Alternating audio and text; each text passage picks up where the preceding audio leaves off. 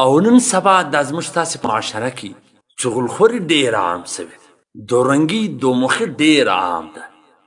د یو خبره یو ته رسول، د بل خبره بل ته رسول، په مفته کې د ډاک کار کوي. تیاره ډکخانه هر یو د ځانه جوړه کړې وي. ته به د خپل ډک زړه ورته خالي کړې او دا به هم ورته وایې چې چاته مه وایه، لیکن سهار چې راوځې ټوله به په تا خبر وي. او دغه کار کول دا خلک کوي خو ځان ګناهګار هم نه بولي. حال دا چې د پیغمبر علیه صلات وسلام فرمان دی چې د قبر عذاب چغلخور ته ورکول کېږي.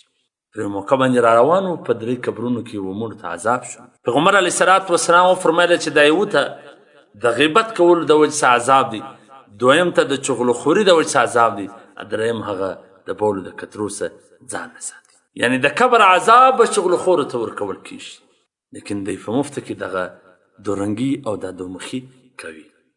بل یو چا ډېر ښه واقعه راته بیان کړله، نو چې په حقیقت کې به وي که به نه وي. حقیقت کې هم داسې ده.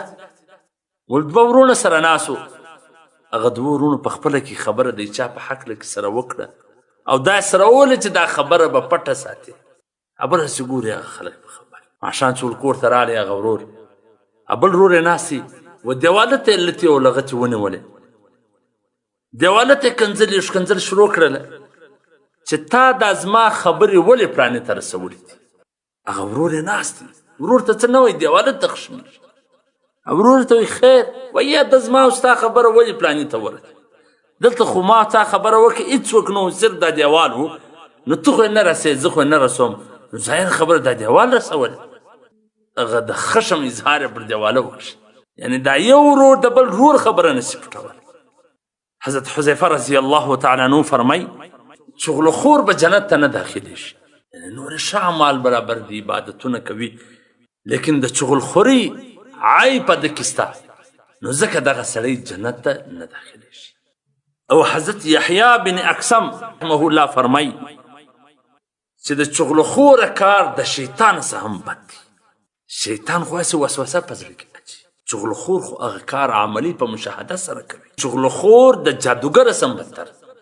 جادوګر دومره حالات نشي خرابولی لکه چغلخور چې خراب. قومونه سره جنګولی سي، علاقې سره جنګولی سي، خلک سره جنګولی سي، ملګري سره خوابدي کولی سي. چغلخور در شیطان و در جادوګر هم بدتر. حضرت حماد ابن سلمه رضی الله تعالی عنه فرمایي چې یو چا غلام خرڅاوه، هغه د غلام دغه عیب په ډاګه ښکاره کوي چې نور هېڅ عیبونه نشته پکې، خو صرف چغلخوري پکښې.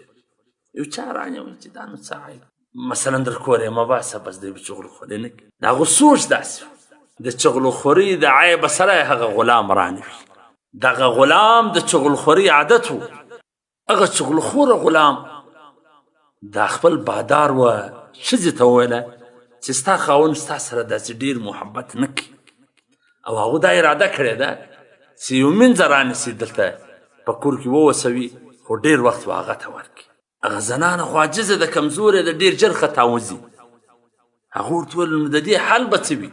ول د دې حل ما ته را معلوم دی، داسې به وکړي چې کله دی بیده سو د ده د ژرې دغه لاندې ویښتان، دا د زنې څه لاندې ویښتان دا به په پنرجم پرې کړي، بیا به دی پر تا سره مینه محبت شروع کړي، هغه مینځه به نه اخلي. او هلته د دغه ښځې خاوند خپل باداله ورلی ورته وویله چې زه په دې خبر سوی یم، یعنې ما ته اندازه سوې ده چې ستا دغه ښځه تا حلالول غواړي، مړه کول دې غواړي.